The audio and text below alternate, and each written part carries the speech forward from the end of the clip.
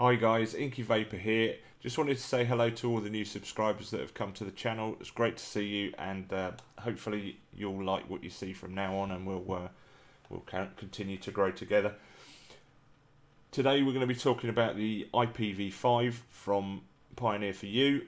It's a device that's been out on the market for a while, but as you may be aware, I buy all my own gear. I haven't been given any sort of freebies to review or any of that kind of thing. So when I buy something, I review it, and hopefully this is going to be of some use to some of you. If you haven't already picked one of these up, you might be tempted. So what we'll do is we'll dive down. We'll have a close-up look at the actual device itself, and then we'll come back up as per normal, and we'll go through the pros and cons. So I'll see you in a bit. Okay, so here we have the box that the IPV5 comes in.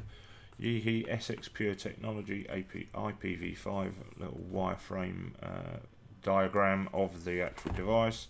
Same on the sides there. This is the silver one. Oh, turn it around that way. So you've got black, silver, white, blue, pink. We've got a silver one. And then on the back here we've got cautions, etc. Open it up.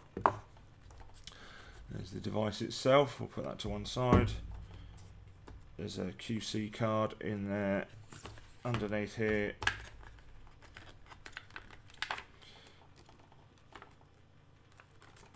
Got a bit of an instructions. Not particularly full, but hey. Warranty card, and underneath there, USB. Let's bung this all back in here. Out of the way.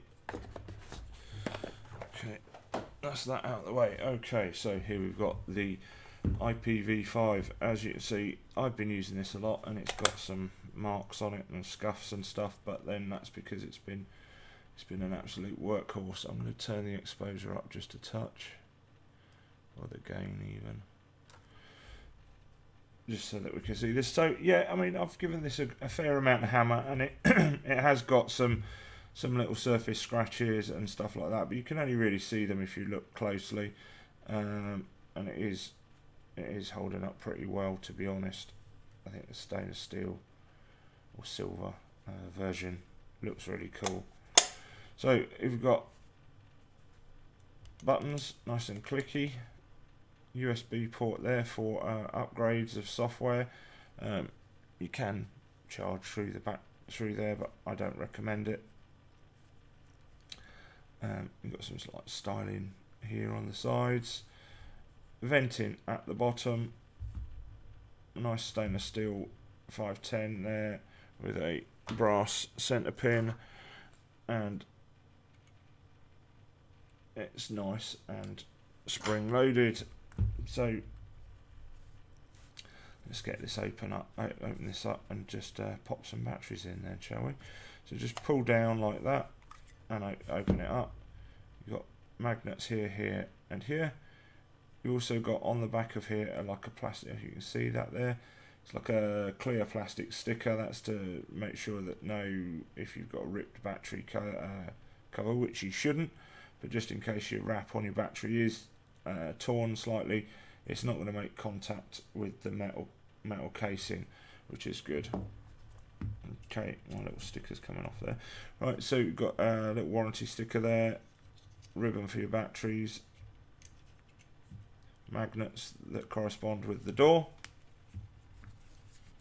and in the bottom there you can see we've got the pluses and the minuses in the battery sled nicely marked out. So let's bung some batteries in here and we'll get going.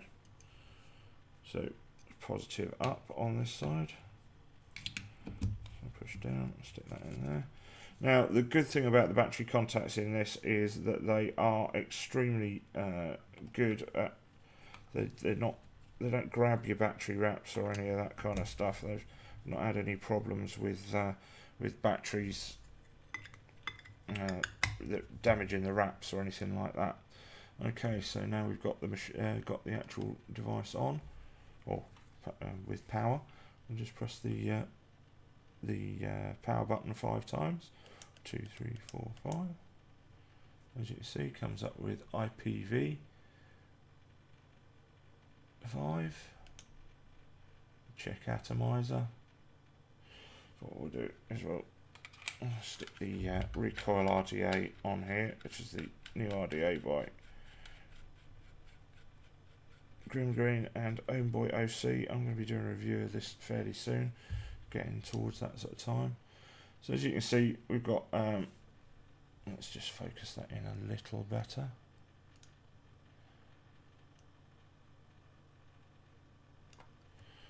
Okay, so we've got 95 watts.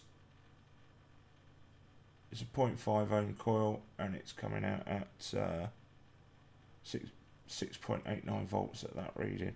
So what we've got here is got up and down buttons, a fire button. Now I'll try to do this without getting in your way.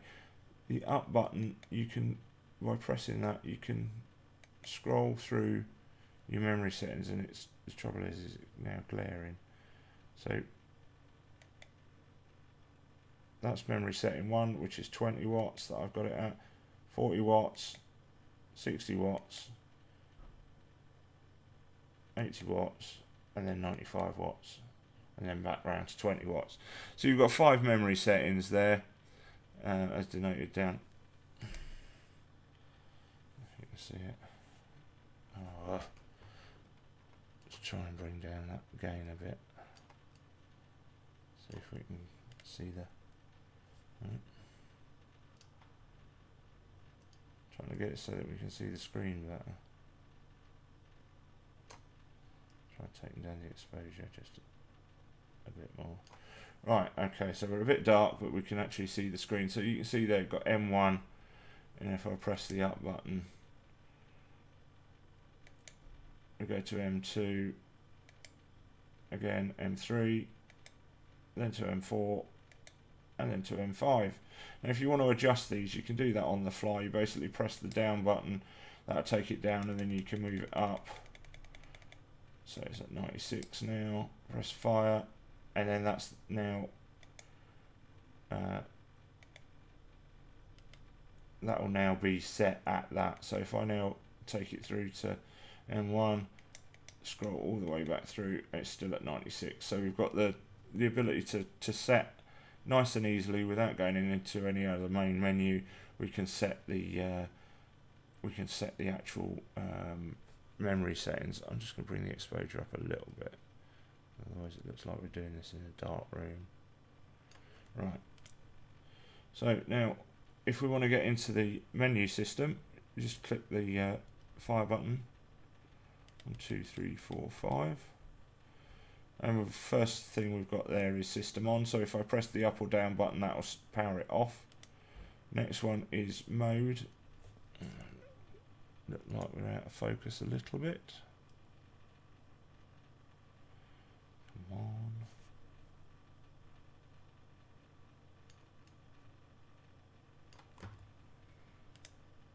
on. Right. 1, 2, 3, 4, 5. System on, power mode. So it's in power mode at the moment. I can click to joules. So if I go to joules, this is the temperature control mode. It'll then ask me what unit of temperature that we want, and we've got Fahrenheit. I stick on Fahrenheit, but you can change it to centigrade. Click press plus again, and that will show you the temperature that you're going to be vaping at. So at the moment it's 444 Fahrenheit. We can adjust that up and down by pressing the up and down buttons. Press fire, and then you've got manual TCR, where you can set a TCR value. So you can put your custom TCR values in for various different wires. We can go to nickel Ni200, titanium, stainless steel 304, SX Pure, which is the Yeehee proprietary system for temperature control in their tank that they're bringing out, which still hasn't. Excuse me, I've got some dirt under my fingernail. That still hasn't seen the light of day, as far as I'm aware.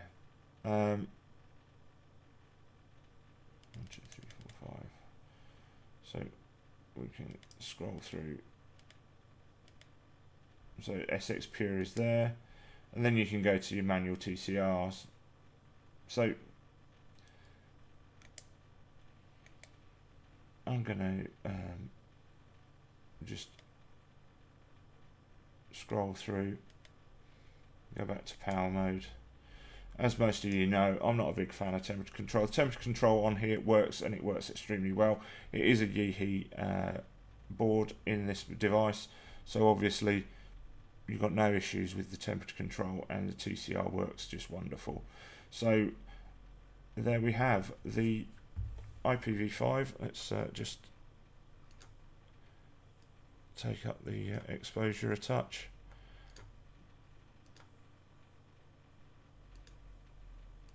And so there we are, the IPV5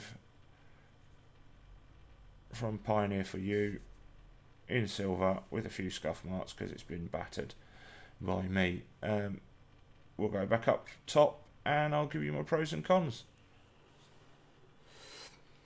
Hi guys, welcome back up. So the IPV5 from Pioneer4You. Now I've not been a big fan of Pioneer4You, particularly I have to say. In the past I wasn't overly keen on the build quality or the reliability of their devices. However, this, after I bought the IPV-D2 for my wife and saw quite a major improvement in the build quality on that little unit, and when I saw these are very similar kind of styling to the D2, D3. So I thought I'd pick one up, and it was on sale on GearBest, I think, for about £35. So I thought, well, sod it, I'll get one.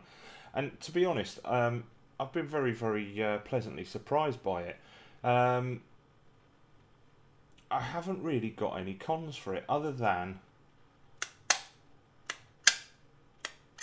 that.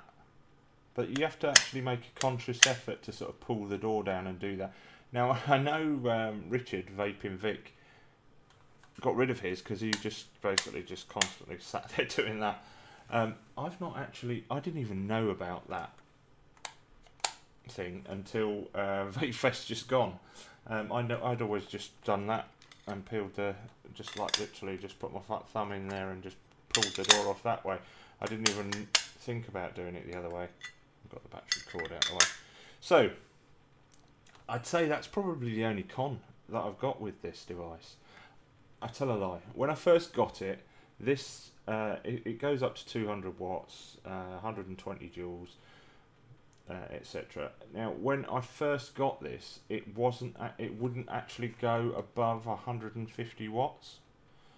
And what you had to do is go into dual mode, set it to 120, come out of the menu, then go back in, put it back into power mode, and then it would go up to 200. So if you do get one of these devices and it does, it won't go past 150 watts, that's all you need to do. But you shouldn't have to do that. It should be ready to go. Now, it does say that it's got firmware updates. I've not found any for it so far. Having said that, though, it does work really well in both power and temperature control mode. I've not had any issues at all. The TCR mode works really well, so you can set it up for 316L, 317L, whichever, or any of the other sort of temperature control wise that you could want. I love the form factor of this mod. I think that the way that it's designed is really nice. It fits in my hand really well. The fire button is good for trigger firing. And again, you can use it in your thumb, but I tend to trigger fire with it. The screen on it is small, but it's clear and easily readable. The buttons are nice and clicky. All the buttons are really good, so that's a definite plus. The menu system is very similar to any of the previous Yeehee boards. So there's that. I mean, it's easy to operate. I like the fact that you can adjust the memory memory slots without having to go into the menu and change the power setting and then come back out. So you can fiddle about with that. That's no problem at all.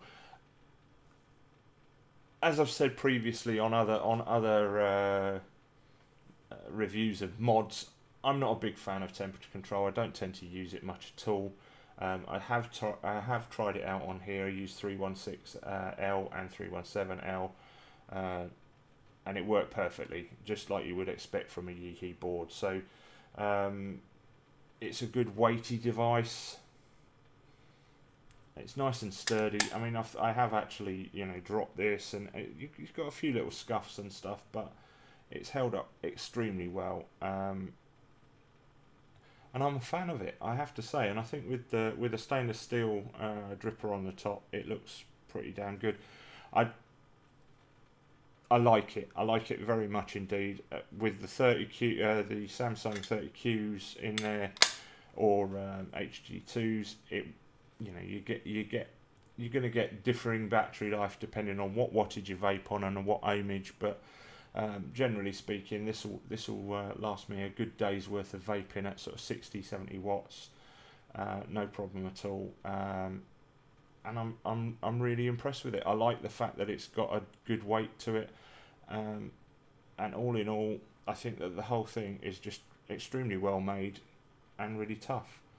So if you've been thinking about getting one of these, you weren't sure, they're certainly they're very good value for money at the moment, because the IPV6 is coming out and the IPV400 something or other, which are another two sort of dual 18650 200 watt plus mods from Pioneer4You. So, you know, this is now available at pretty low prices. So I mean, if you're at all interested in having one, you know, I would recommend it wholeheartedly. I've really enjoyed using it, and it's become one of my go-to mods for taking out and about, and it certainly went with me to Vape Fest, and I used it the whole time that I was at Vape Fest, which was great.